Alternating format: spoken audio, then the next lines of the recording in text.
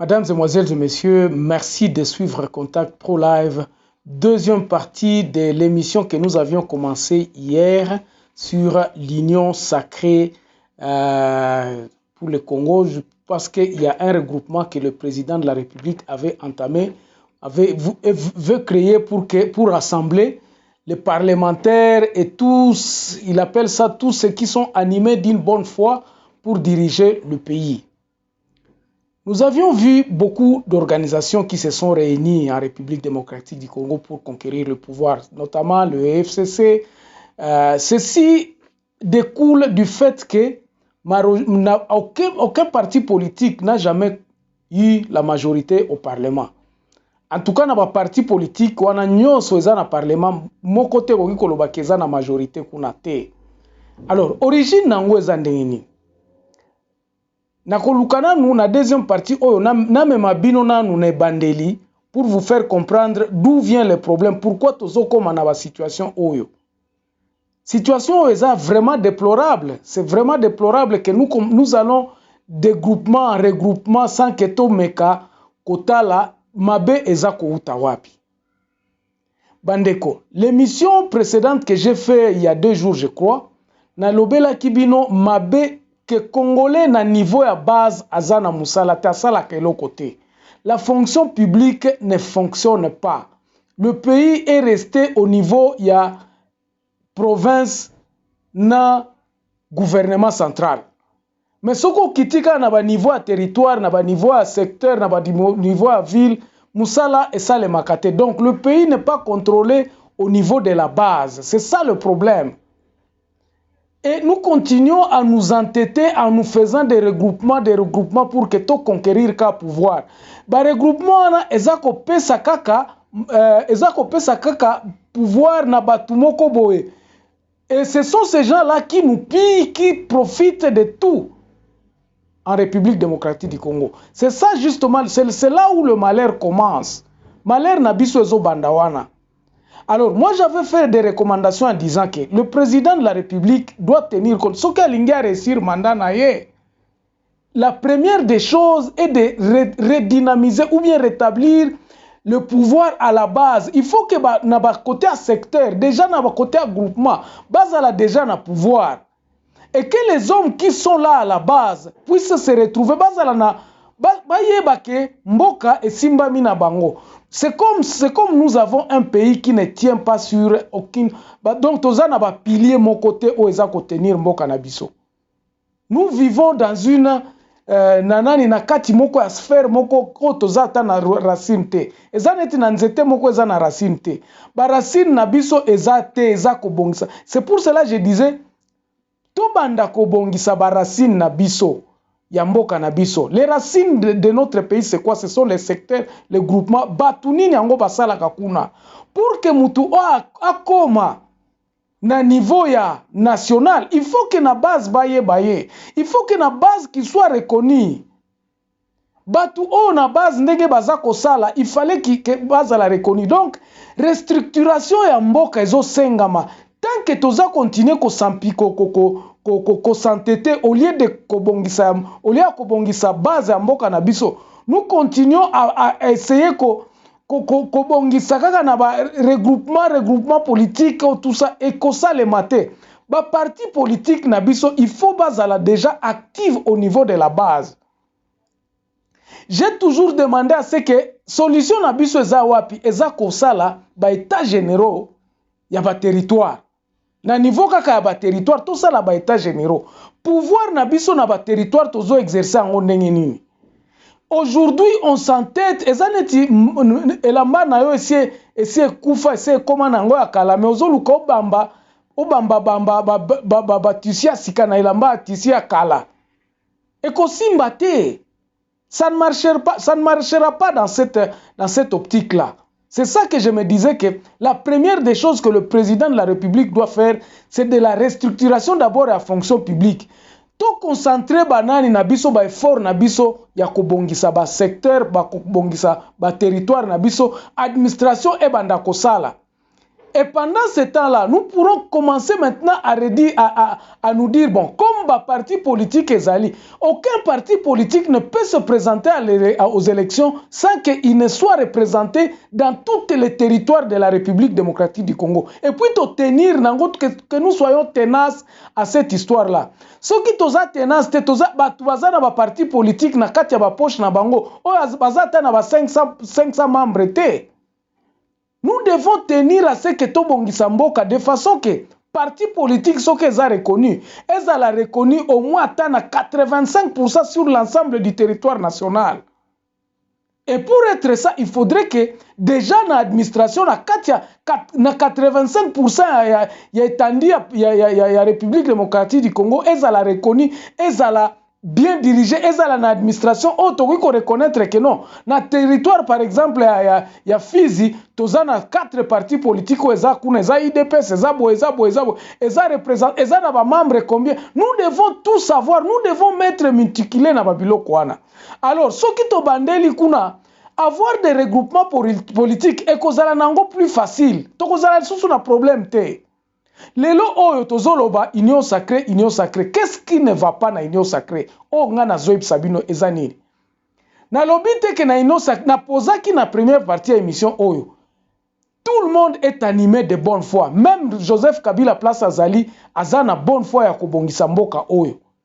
Et il a les droits. Bon, si ko tokobo ele akota na union sacrée. Quels sont les préalables que nous posons que tozoloba que non? Awa tosali union sacrée oyo. Est-ce que ça pona kokabola pouvoir? Dans la première partie, je vous disais que tozoyoka kaba tozoloba que non, ba regroupement ezoya na union sacrée. Quelle est la tendance? Quel est l'esprit qu'il vient qu'est-ce qu'il vient chercher à l'union sacrée?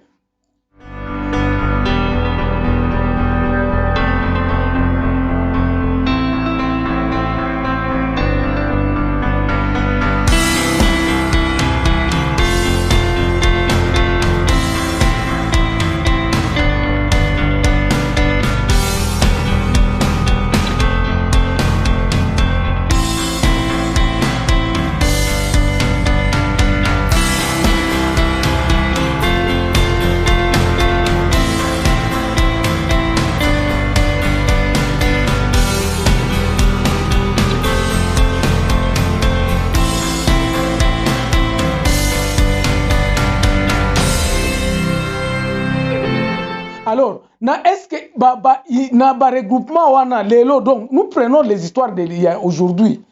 Oh, tozoluka président de la République azoluka moyen abongisa. Quelles sont les bases ya koloba ngai na ye na union sacrée? Quelles sont les idéologies? Ba intention d'abord ya union sacrée zandengeni. Okoya ata boza parti politique na bino eza na poids politique. Allez-vous être pour distribuer les postes? Quelle est l'idéologie idéale nini, comme j'ai intitulé na émission Oyo? C'est une idée ou bien c'est une vision? Et quand j'adhère à cette vision-là, quelle est ma part? Batu o bazakoya, par na bango bazo, ils expectent quoi, comme on dit en anglais? Where is their expectation? Expectation na bango eza nini? Tango tozo adhéré na union sacrée wana, tozo zela nini yango na union sacrée? Bakanga biso te, toza la protéger. To échapper na justice. Soki nga na iba ki par exemple na koti na union sacrée, c'est-à-dire que nazo lukanini na union sacrée. Et quels sont les mécanismes pour accepter batu na union sacrée? Est-ce que union sacrée est un groupe ya batu baza autour du président de la République pour diriger mboka? Ça, ce sont des questions qui ne sont pas claires. Babiloko wana nyonso ya union sacrée oyo eza clarté. C'est ainsi que mbilinga koya kobota masusu kaka kuna. Parce que tout le monde viendra là-bas. Bon, ngai nandimi président de la République, naza ko supporter ye, soki naza ko supporter vision na ye, et puis après. Oh, ngai nde Matata Mponyo, tout ça, j'étais ancien ministre, naza kuna. Pourquoi je viens à l'union sacrée? Est-ce qu'il y a des interrogations? Est-ce qu'on interroge les gens qui veulent venir na l'union sacrée? Ils ont fêté là-bas l'union sacrée, donc bakendaki kuna basalaki ba fête tout ça, et comme isko ba komi kolobango union soki de yanini ya ba fête. Donc, triomphalisme, moko eza kuna. Mais quelle est la base? Et le koni nango tozo linga kobongisa. Et moi, je me suis dit, tant que tokozonga te na nani, comme on dit na base, tant que tokozonga te na ba base, na ba basique, ya ko créer plateforme. Cette plateforme là, epesa déjà ba makanisi nango ba biso ko adhérer na plateforme na biso, ko s'attendre te ko koya ko za la ministre.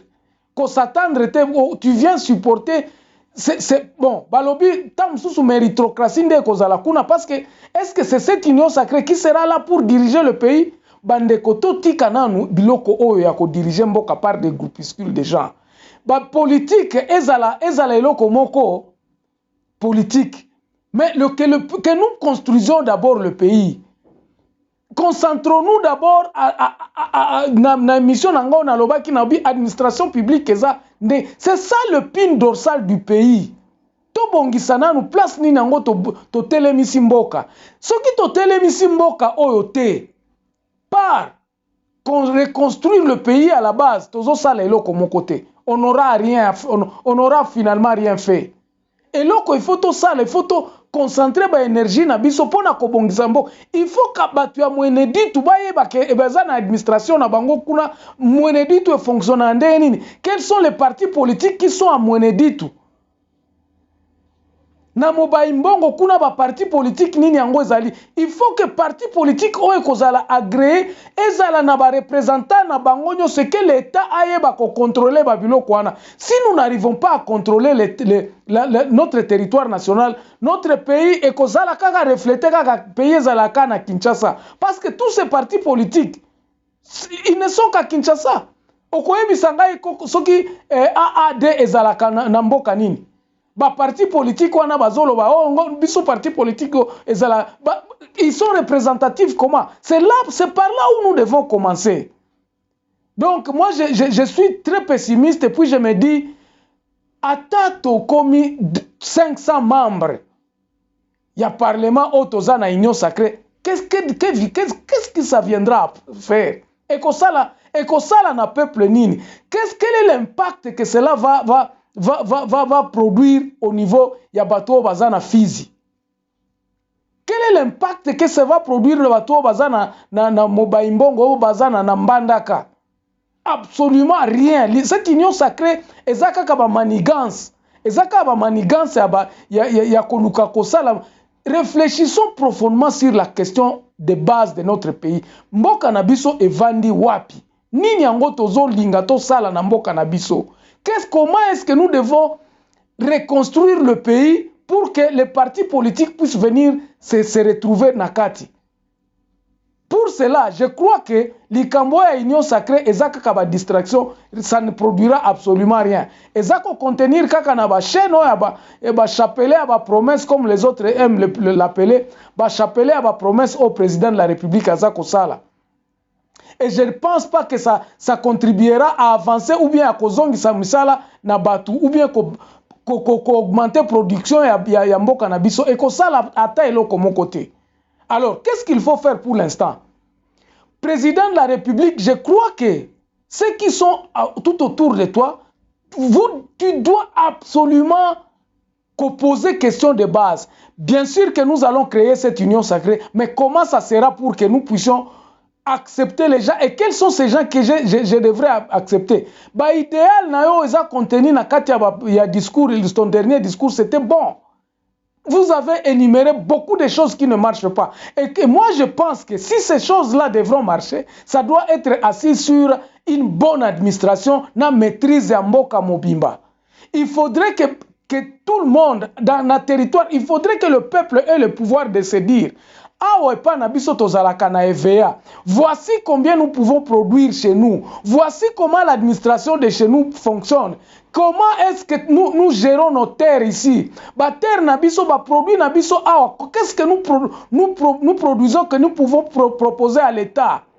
Mbongo ezana kati ya mboka oyo. Ne cherchons pas l'argent ailleurs. Parce que l'argent qui vient d'ailleurs, ça se limite à Kabwana Kaka na Kinshasa parmi les gens. Est-ce que Mbongo wana bando kendo hypothéquer Mbongo? Et kozala kaka na batu ya union sacrée. Allez-vous commencer à rémunérer les gens qui seront dans l'union sacrée? Allez-vous commencer tout simplement à leur donner encore beaucoup d'argent? Tout ça, comme batu moko boy batu. Président de la République, réfléchissez sur cette union sacrée et je crois que Toza Kakamabe. Rentrons, comme Batoualobaka, rentrons au basique. Quels sont les basiques qu'il faire avancer Mboka Nabiso? C'est quoi qu'est-ce que nous devons faire?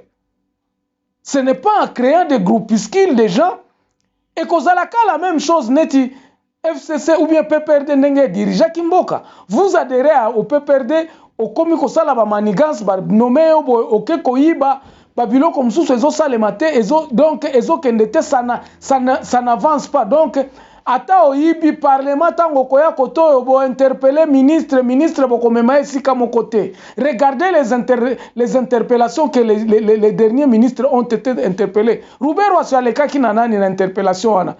Après il n'est même pas inquiété. Le ministre de ceux qui a défense, Aleka qui n'a parlement, quels sont les résultats qui ont été faits? Et là, comment côté? Majorité, on est salakinin. Azamutu nabiso, azamutu a PPRD, donc ça devient des lettres mortes. Aujourd'hui, même si on a la majorité parlementaire, la majorité au Parlement, si nous n'avons pas de basiques qui ne sont pas fondées sur de bonnes bases solides, Yakoloba Mboka nabiso, ils ont fonctionné à partir des bases. Que le président soit là ou pas, le projet de développement ils ont entamé dans 4 territoires. Les choses ne changeront pas. Si la ville ayebi mbongo apesaka na république te, ayebi ko gérer mbongo na été, ayebi ko gérer population na été via ville na été, ayebi ko planifier banani ya ville na été pour na reconstruire ville na été. Jamais la construction n'a un changement kouta na Kinshasa. Si le territoire na est du pays, batukuna baza ensemble te baza ba vandite ba yebite, qu'est-ce qu'il faut faire pour terminer les guerres?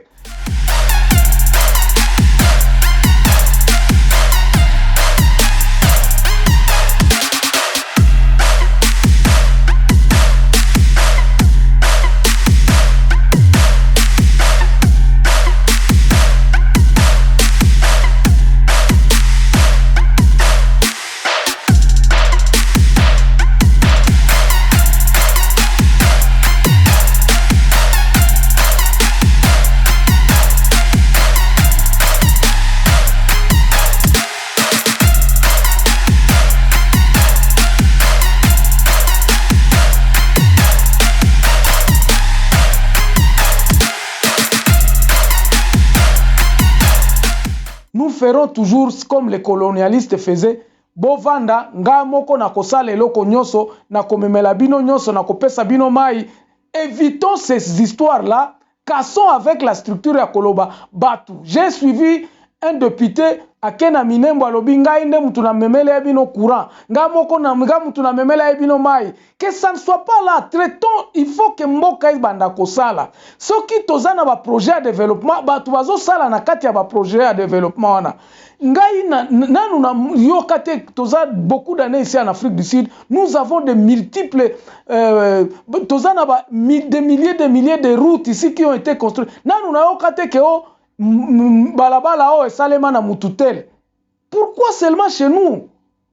Et babiloko wana yangwana tozomona babiloko ya ba union sacrée oyo.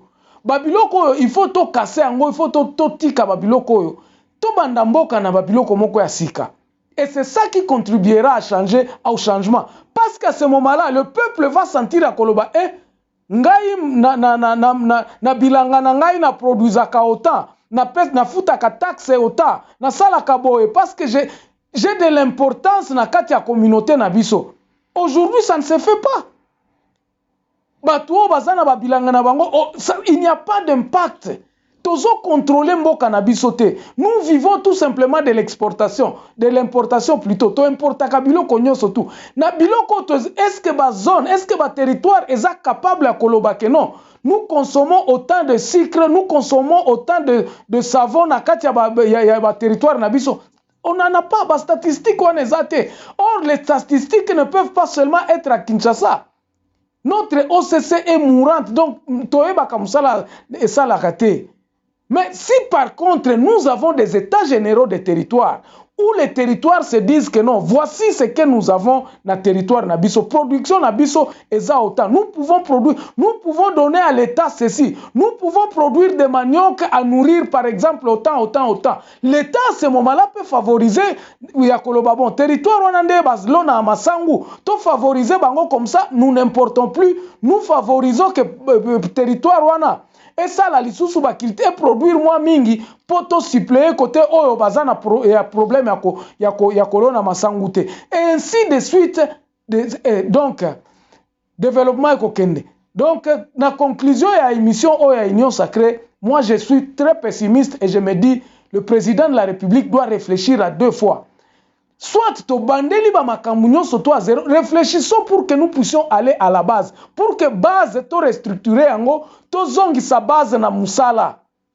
Si la base peut commencer à travailler, le pays va sentir, donc population va sentir que non, oui, changement est ali. Mais si la base ne rentre pas au travail, changement moko ekosa le maté. Nous nous regrouperons avec des gens qui auront toujours avec des bakoyaka na ba idée na bango na kati ya ba regroupement pour s'enrichir, pour hypothéquer mboka na biso kokenda kozwa ba nyongo na libanda. Tant que le peuple ne travaillera pas et ne produira pas ce qu'il a à manger, rien de développement ou ne sera constaté, ou bien changement qu'on a constaté. Le changement sera constaté le jour où le Congolais commence à produire ce qu'il va manger, où le Congolais rentre au travail, où le Congolais va à la municipalité, à Kouti, batu ya municipalité, bazo sala musala, où l'homme, ou azo sala na l'État, azo sentir que non. Ce qui n'a salité na kozwa mbongo te. Ce qui n'a salité, ce qui n'a que musala te na kozwa mbongo te. À ce moment-là, le changement sera constaté par la base. Nandenge nini to constater ce changement tant que batu bazo sala musala te, batu bazako yeba kopona ba dirigeant na bango démocratiquement te. Je m'arrête là en disant merci encore beaucoup merci beaucoup pour tous ceux qui m'ont encore contacté. Merci beaucoup pour tous ceux qui sont en train de s'abonner.